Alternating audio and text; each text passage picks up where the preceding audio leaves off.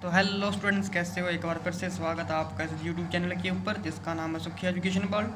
तो चलिए आइए बेटा आज की वीडियो शुरू करते हैं। तो आज की वीडियो सबसे पहले बेटा जो हम न्यूमेरिकल करेंगे आज की वीडियो में वो करेंगे बेटा हम रिफ्रैक्टिव इंडेक्स और साथ में जो लेंसेज के हमने बेटा डायग्राम ड्रॉ की थी है ना, उसके बाद उसका फॉर्मूला क्या है उसके ऊपर बेस्ड जितने भी न्यूमेरिकल्स है वो करेंगे। ठीक है जी। तो सबसे पहले फॉर्मूला देख लेते हैं।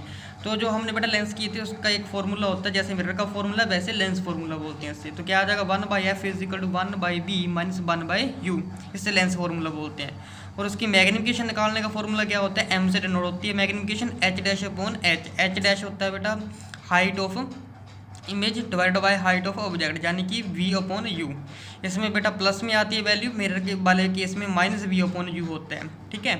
और उसके बाद आता है बेटा रिफ्रैक्टिव इंडेक्स। रिफ्रैक्टिव इंडेक्स बेटा हमें बताता क्या है, मेन चीज़ रिफ्रैक्टिव इंडेक्स बेटा हमें ये चीज़ बताती है कि किस मटेरियल में जो लाइट की स्पीड होती है वो कितनी होती है, या कितनी कम होगी या कितनी ज़्यादा होगी, वो हमें बेटा रिफ्रैक्टिव इंडेक्स बताता है। ठीक है जी। तो इसका फॉर्मूला निकालने का होता है क्या है, एन से डिनोट होता है जी, c अपॉन बी होता है, यानी कि स्पीड ऑफ लाइट होती है एयर में divide by B is velocity of light in that given medium, जो भी गिवन मीडियम होगा। ठीक है।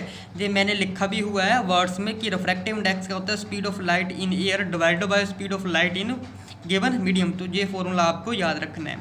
ठीक है। और उसके बाद n21 इज इक्वल टू किसका हो रहा है, n21 का मतलब होता है बेटा लाइट जा रही है सेकंड मीडियम में जा रही है 1 मीडियम से। ठीक है जी।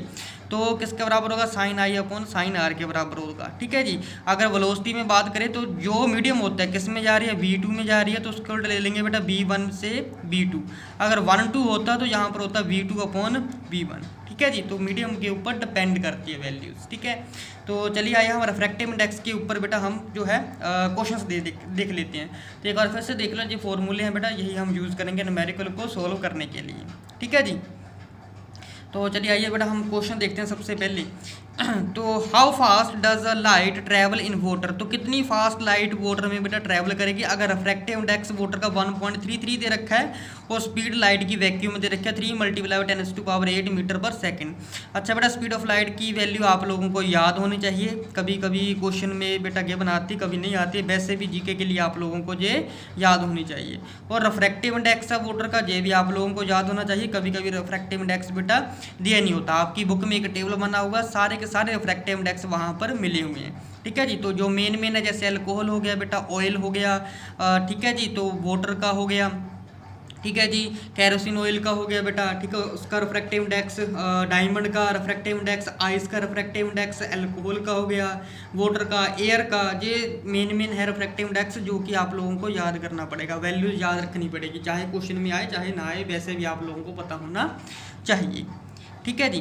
तो इसका सोल्यूशन देख लेते हैं बेटा फटाफट जरा। तो इस क्वेश्चन को करने के लिए बेटा हमें ये वाले फॉर्मूले की जरूरत पड़ेगी। ठीक है जी। तो चलिए ये सोल्यूशन देख लेते हैं इसका। तो सोल्यूशन में सबसे पहले जो चीज़ गिवन है वो लिख लेते हैं। क्या गिवन है बेटा, speed of light, speed of light given है इन वैक्यूम में। ठीक है जी।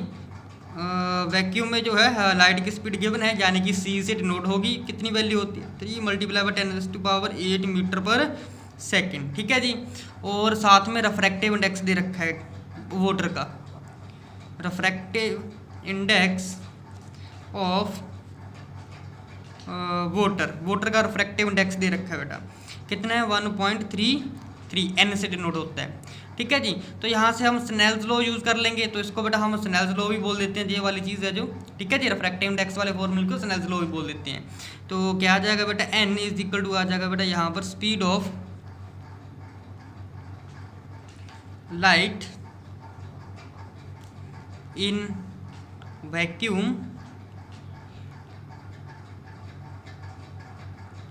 Divided by speed of light in water, तो क्या आ जाएगा, c upon B, refractive index की वैल्यू दे रखी है 1.33। ठीक है जी। तो क्या आ जाएगा बेटा, ये आ जाएगी लाइट की स्पीड, ठीक है, नीचे आ जाएगी स्पीड इन गिवन मीडियम। तो इन दोनों को आपस में एक्सचेंज कर देंगे, तो ये क्या चीज़ बन जाएगी बेटा, ये आ जाएगा हमारे पास v इज इक्वल टू 3 × 10⁸, नीचे डिवाइड में चला जाएगा 1.33। इसका डेसिमल तोड़ोगे, ठीक है, कट जाएगी वैल्यू, क्या आ जाएगा जी 2.26 मल्टीप्लाई बाय 10⁸ मीटर पर सेकेंड इनवर्स। तो बेटा इतना आंसर आ जाएगा। ठीक है जी, तो फटाफट जरा सेकंड क्वेश्चन में देख लेते हैं हम। तो if an angle incident angle ray of light falling on the surface of the transparent material is 60 degree. तो बेटा अगर लाइट ट्रांसपेरेंट मटेरियल के ऊपर गिर रही है तो उसका जो एंगल दे रखा है एंगल ऑफ इंसिडेंट वो 60 डिग्री है और एंगल ऑफ रिफ्रैक्शन है बेटा 45 डिग्री। ठीक है जी, तो what is the refractive index of material, material का रिफ्रैक्टिव इंडेक्स क्या होगा। अब इस केस में आप लोगों को बेटा एंगल दे रखा है, तो एंगल के लिए आप लोग बेटा ये वाला फॉर्मूला यूज़ करोगे sin i upon sin r वाला। ठीक है जी, तो चलिए ये फटाफट जरा सोल्यूशन देख लेते हैं। क्या दे रखा है बेटे, सबसे पहले angle of incident, angle of incidence दे रखा है, यानी कि आई की वैल्यू दे रखी है 60 डिग्री आ जाएगा। उसके बाद बेटा दे रखा है angle of refraction, angle of refraction यानी कि बेटा आर से डिनोट होता है, वो होगा 45 डिग्री। तो रिफ्रैक्टिव इंडेक्स का फॉर्मूला क्या आ जाएगा, यहाँ से रिफ्रैक्टिव इंडेक्स का फॉर्मूला, तो यानी कि n इज इक्वल किसके बराबर आ जाएगा बेटा sin i upon sin r।